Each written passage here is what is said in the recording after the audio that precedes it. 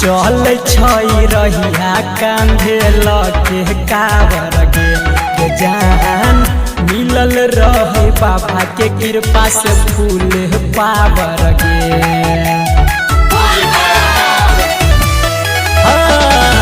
चल रहिया कांधे लगे कावर गे सोना मिलल रहे बाबा के कृपा से फूल पावर गे।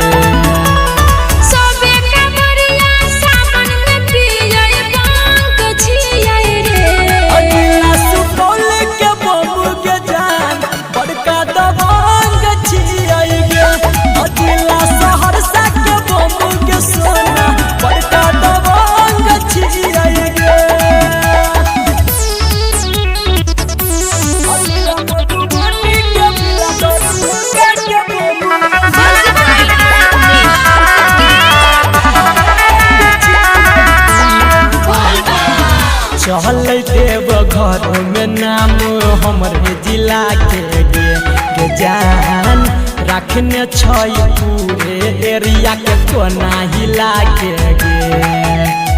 देख हमरो जिला के पावर। चल देव घर में नाम हमरे जिला के गे सोना रखने पूरे एरिया के कोना हिला के गे।